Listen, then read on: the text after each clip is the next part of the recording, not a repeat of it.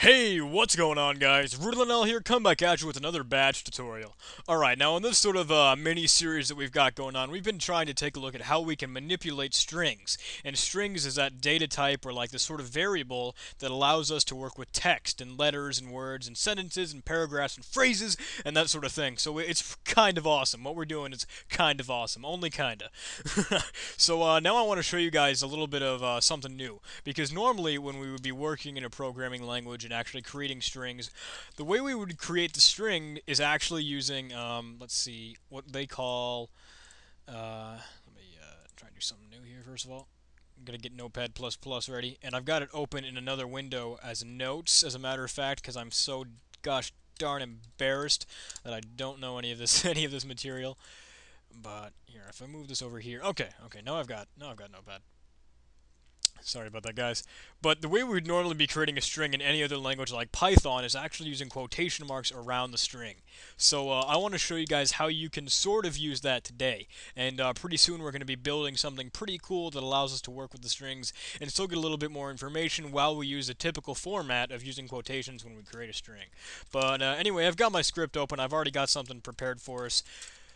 Add echo off, set local, enable, delayed, expansion. You guys know the drill. I know you guys know how to program and all that good stuff. I gotta remember to put in my set local and end local stuff. I actually think I forgot those in another video just recently, and that's pretty embarrassing.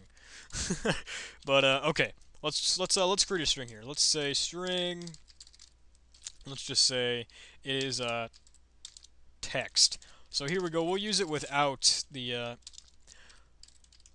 set string, sorry. Let's use it without any quotation marks to begin with.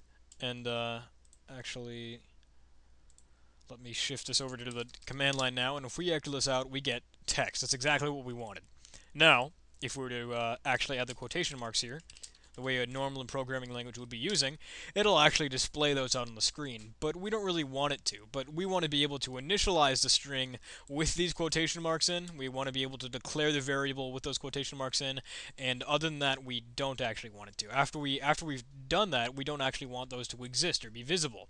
So we can do this with a for loop. And the for loop is what we've been taking a look at in an earlier, some videos before, and there were some options that we could have supplied with the -f tag. So this can be a little bit of a review for you guys if you don't actually remember all of it. But if we were to set up a for loop for -f, we can supply some options here. Now, the option that I want to introduce to you guys is use back.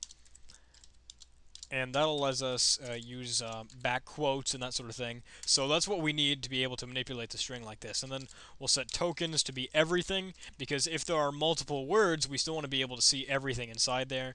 So I'll use %G as the variable that we're going to be looking through, and we'll do in. And what we do inside of our set, we can use 2 single quotes here. And inside that set, we'll use the variable expansion, and we'll actually put in the name of our variable that we're trying to manipulate here. So in our case, it's going to be string. Then what we'll do, and I don't need to create a new code block here because I'm only going to be running one command, so I don't actually need to do a group or that sort of thing. So what we'll do is we'll do set string, which in our case is what we're going to be manipulating, and we'll change that to %, and then the tilde, which is the shift formation of the back tick that's right above the tab key on your keyboard. It's to the left of the number 1 key. And then we'll actually use the letter that we had supplied here, so -G. And we do that. And now if we echo out string, we should, let's find out anyway, let's not have any quotation marks. So this is how we could potentially remove those quotation marks, and we could add more information here. Like, let's say more information, more words. We'll run that. More information, more words. It still has all of our content except those surrounding quotation marks. But if you were to put some in, it'll still be able to get those correctly. So that's even more great. That's even more awesome. More information, more words, more great, more awesome. You know what I'm saying? So it'll still be able to understand those. It's only going to get the ones that surround it. So there's how you can manipulate the strings and actually initialize them as if you would in a normal programming language like Python, C++, PHP, and anything where you actually use good, strong typesetting.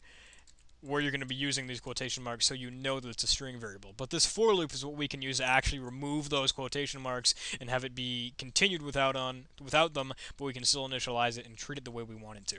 So thank you very much, guys, for watching. I know this might be a little bit useless right now, but trust me, once I introduce you to this next topic and this next idea, it will be really, really handy. So I'll see you guys in the next video, though. Goodbye.